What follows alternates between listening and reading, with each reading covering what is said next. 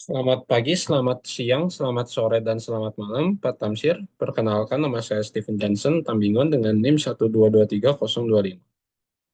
Sekarang saya akan membahas mengenai paper yang berjudul Effective Workflow Automation and Data Mining Models Using Nine Analytics Platform. Jadi, untuk penulis dari paper ini itu ada tiga orang. Yang pertama itu yang bernama Subalya S, lalu ada N. Jayanti, lalu R. Tamil Maran, dan yang keempat ternyata T. Reka Kiran Kumar. Nah, yang pertama saya akan bahas terlebih dahulu latar belakang dan permasalahan yang terjadi pada paper ini. Jadi di sini tuh eh, berbagai sektor industri itu menghadapi tantangan besar akibat meningkatnya kerumitan data. Lalu seiringnya dengan pertumbuhan volume data, organisasi itu dituntut untuk mampu melakukan pengambilan keputusan yang cepat dan tepat agar tetap kompetitif di pasar. Eh, Lalu ada apa permasalahan yang kedua itu analisis data yang dilakukan itu masih dilakukan secara manual dan seringkali memakan waktu dan tenaga yang sangat besar. Jadi ya proses ini tuh dilakukan berulang-ulang tanpa bantuan otomatisasi atau teknologi yang mengakibatkan inefisiensi operasional. Selain itu tuh ketergantungan pada intervensi manusia dalam tahap pengolahan data itu sangat rentan terhadap kesalahan manusia atau human error. Nah, lalu selanjutnya itu ada kendala integrasi antar sumber atau apa? Kendala menghubungkan sistem satu ke sistem lainnya. Jadi salah satu kendala teknis yang sering kali ditemui adalah kesulitan dalam menggabungkan berbagai sumber data yang beragam. Jadi itu ini organisasi itu harus seringkali melakukan melakukan atau berurusan dengan data dari basis data atau database lalu file fisik hingga ke aplikasi layanan online gitu, secara terpisah sehingga ya sulit untuk menciptakan analisis yang cepat dan terstruktur. Nah, tentunya dengan hal-hal ini tuh bisa di bisa diberikan solusi seperti otomatisasi atau sistem yang terpusat untuk meningkatkan kecepatan dan konsistensi analisis. Nah, alasan mengapa peneliti memilih KNIME sebagai analitik platformnya itu, yang pertama itu open source dan memiliki visual. Jadi KNIME itu merupakan suatu perangkat lunak yang bersifat open source yang memungkinkan pengguna merancang alur kerja data secara visual melalui GUI-nya. Jadi ya ini tuh tinggal drag and drop saja. Jadi ya hal ini tuh akan sangat menguntungkan karena pengguna pengguna itu dapat membangun model analisis yang lebih mudah tanpa harus melakukan scripting atau pemrograman yang sulit. Lalu ya di sini seperti yang tadi saya jelaskan, desainnya yang modular. Jadi ya keunggulan utama KNIME itu terletak pada pendekatan modularnya. Jadi ya platform ini itu menyediakan perpustakaan atau library si notes yang sudah dibuat sebelumnya yang sangat banyak. Jadi seperti ya klasifikasi, pengelompokan atau clustering, sampai ke deteksi anomali. Jadi ya si penggunanya itu cukup menarik dan bukan menarik apa ya menarik apa si notesnya itu ke dalam si canvas. Jadi tinggal drag and drop saja. Lalu tinggal menghubungkan maka jadi si alur kerja si analisisnya. Lalu selanjutnya itu ada skalabilitas dan dukungan cloud-nya. Jadi untuk menangani tantangan data big data, KNIME-nya itu dirancang dengan fondasi yang mendukung layanan cloud atau terintegrasi dengan big data dan layanan cloud seperti AWS atau Azure. Jadi ini tuh bisa digunakan untuk mendukung apa pemrosesan yang terdistribusi, jadi nggak terpusat gitu. Nah, selanjutnya ini ada arsitektur alur kerja yang diusulkan. Jadi ini ada total 5 proses atau 5 alur kerja. Yang pertama itu data ingestion. Jadi proses ini itu dimulai dengan mengambil data dari berbagai format dan sumber, termasuk basis basis data atau database, file CSV, Excel, dan lain sebagainya. Nah, kemampuan KNIME untuk menyatukan sumber daya yang berbeda ini adalah kunci untuk menciptakan analisis yang baik, gitu. Lalu selanjutnya itu ada tahap pre-processing. Jadi tahap ini itu krusial untuk menjaga integritas data. Jadi di sini tuh si data mentahnya itu dibersihkan dari noise misalkan atau missing value dan lain sebagainya. Misalkan kayak apa format data yang salah. Nah, lalu eh, dataset ini tuh akan dilakukan feature selection atau pemilihan fitur. Jadi ya agar model bekerja secara optimal, tentunya sistem harus melakukan seleksi terhadap si atribut yang mungkin apa paling relevan. Jadi yang tidak terlalu cocok untuk suatu analisis itu akan dihapus. Jadi di sini tuh ada apa bisa menggunakan beberapa teknik seperti misalkan PCA atau Principal Component Analysis. Ini tuh digunakan untuk mengurangi kompleksitas data tanpa menghilangkan informasi yang penting. Nah, lalu selanjutnya ini ada tahap modeling. Jadi di tahap ini tuh algoritma ML atau algoritma machine learning itu diterapkan.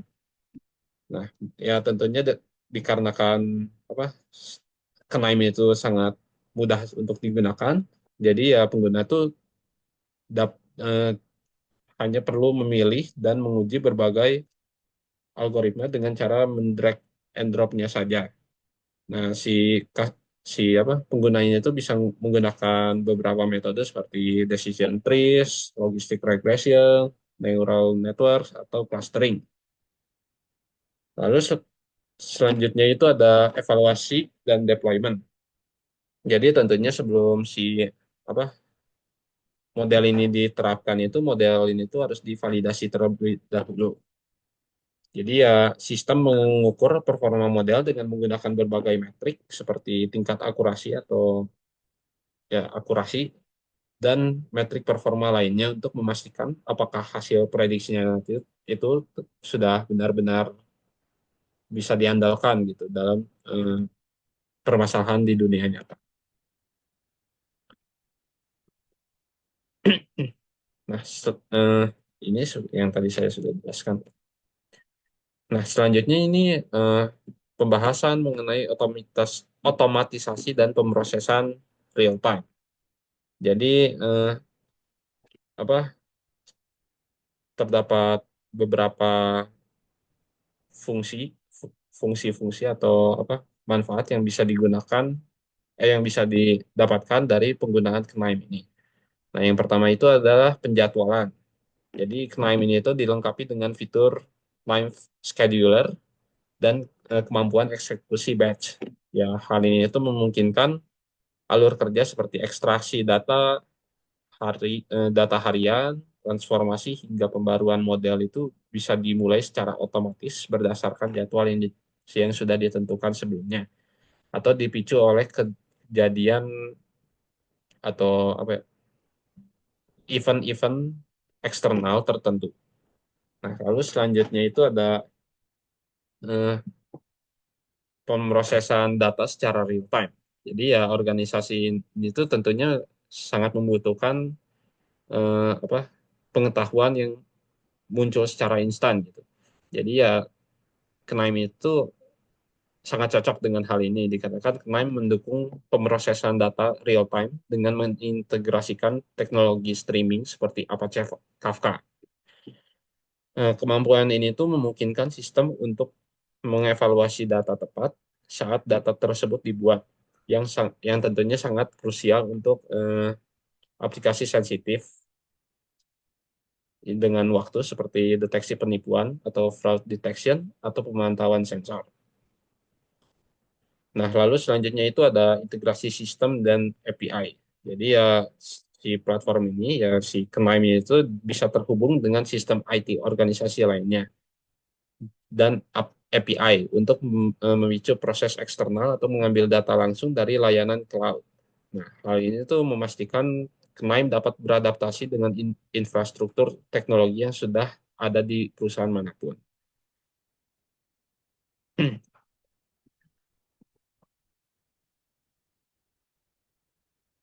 Nah, selanjutnya di sini tuh Knaim tuh bisa mendukung apa ya, beberapa metode analisis seperti decision tree, lalu logistic regression, neural networks, dan clustering. Nah, yang pertama itu decision tree.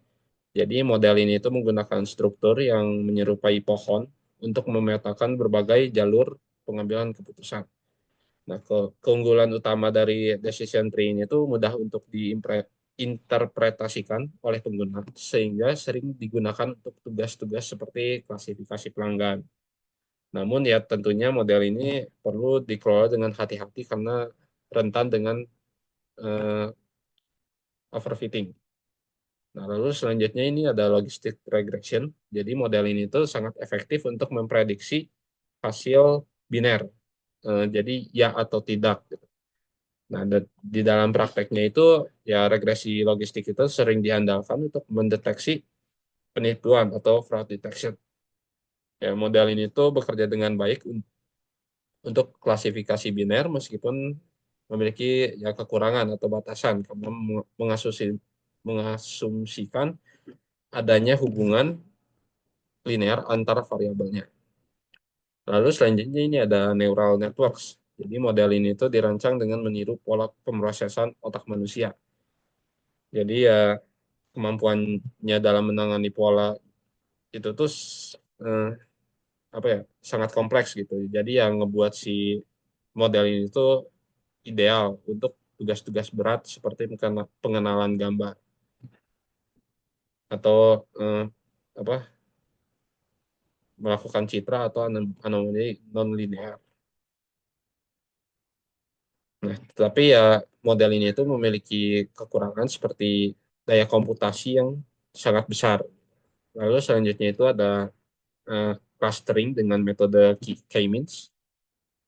Jadi ini tuh selain model klasifikasi yang ya atau tidak atau apa ya melakukan prediksi kategori, Climb juga tuh menyediakan algoritma seperti K-means untuk pengelompokan data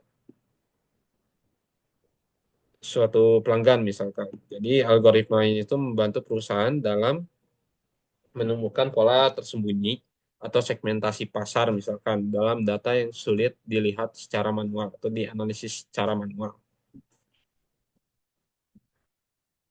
Nah, selanjutnya di sini saya akan membahas mengenai hasil yang dicapai dan metode evaluasi. Nah, dapat dilihat di sini pada apa bulan pertama akurasi data inputnya tuh hanya ada di angka 78 sekitar 78. Nah, lalu meningkat seiring waktu dari Juli meningkat ke 80, lalu di Agustus naik meningkat lagi ke 82, lalu meningkat lagi di September ke angka 84 dan di Oktober meningkat jadi di angka 85. Lalu di sini juga bisa dilihat di yang lainnya seperti data transformation ini di Juni itu meningkat juga yang awalnya 83 menjadi 84 meskipun nggak terlalu jauh juga ya untuk bagian data transformation. Lalu di Agustus juga meningkat jadi 85, lalu di September meningkat lagi ke 86 dan yang terakhir itu meningkat di angka 87 pada bulan Oktober. Nah, sama seperti yang lain-lainnya juga, di sini model training juga meningkat meskipun tidak terlalu signifikan ya. Yang awalnya tuh di 86 menjadi 87, lalu 88, 89, hingga ke 90 di bulan Oktober. Nah, lalu di sini eh, si model testing juga tidak terlalu signifikan naiknya. Jadi di awal tuh memang naiknya lumayan tinggi dari 84 ke 86, lalu selanjutnya ini udah nggak terlalu tinggi dari apa Juli itu 83, ke Agustus hanya menambah sampai ke 84, lalu September itu di 86, dan Oktober naik cukup tinggi lagi di 85. Oh maaf, tadi di sini 81, lalu ke 82, 83, dan 85. Nah, lalu selanjutnya ini yang terakhir itu result deployment. Di sini juga ada peningkatan cukup drastis dari dari Juni ke Juli, yang awalnya 83 ke 85, lalu seterusnya dari Juli sampai Oktober tidak terlalu tinggi naiknya, tetapi ya tetap naik gitu. Jadi dari Juli 85, lalu Agustus itu 86, September lumayan tinggi naiknya ke 87, dan Oktober ke 89.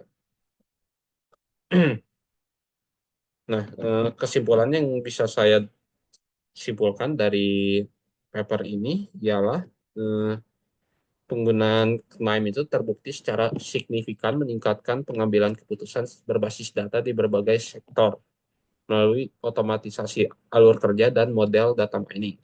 Dengan mengoptimalkan proses ini, organisasi dapat meningkatkan akurasi prediksi, mengurangi tenaga kerja manusia secara drastis, dan mendorong inovasi dalam analisis data. Nah, tetapi ada beberapa tantangan dan hambatan yang terjadi saat ini, seperti heterogenitas data, seperti keragaman format dan sumber daya tetap menjadi tantangan. Lalu ada keterbatasan komputasi, ya. Jadi kalau ada tugas-tugas yang sangat intensif itu masih eh, membutuhkan waktu eksekusi yang sangat lama, dan apa, membutuhkan sumber daya komputer yang sangat besar. Lalu selanjutnya itu ada bias algoritma. Jadi ya pengguna ini tuh harus tetap waspada terhadap potensi bias dalam algoritma yang dapat mempengaruhi keadilan dan keakurasi hasil. Nah, lalu selanjutnya itu ada apa, tantangan pada bidang deep learning. Jadi jika dibandingkan dengan perangkat kerja yang lebih dispesialisasi, kemampuan deep learning asli dalam KNIME itu masih dianggap memiliki batasan tertentu atau beberapa kekurangan. Nah, selanjutnya saya eh, bisa memberikan solusi atau bukan solusi, rekomendasi untuk langkah selanjutnya. Yang pertama itu mulai POC, fokus pada satu use case, misalkan deteksi fraud. Lalu di sini bisa apa si perusahaan juga bisa membangun pipeline end-to-end di KNIME, lalu melengkapi monitoring dan alerting. Lalu ada yang ketiga adalah otomatisasi CI/CD untuk model dan dokumentasikan si metadatanya. Nah, selanjutnya saya juga bisa merekomendasikan integrasi AI. Jadi ya diharapkan eh, pengembangan ke depan itu akan mengarah pada eh, saran alur kerja berbasis AI untuk membantu pengguna mendesain proses secara otomatisasi, atau jadi tidak tidak usah manual, dan apa ya, kayaknya itu digunakan untuk membantu dalam pembuatan modelnya saja, tidak untuk apa ya, benar-benar mengganti. Nah, jadi kesimpulan akhir secara keseluruhannya ialah seiring dengan berkembangnya otomatisasi alur kerja, pengambilan keputusan berbasis data akan menjadi lebih efisien, terukur, dan dapat diakses oleh lebih banyak orang di masa depan. Nah, Knaim itu memposisikan dirinya sebagai jembatan penting untuk mencapai masa depan analitik yang lebih otomatis dan lebih akurat, gitu. Eh, Nah, sekian dari saya. Maaf jika ada salah-salah kata dan ada kesalahan. Terima kasih.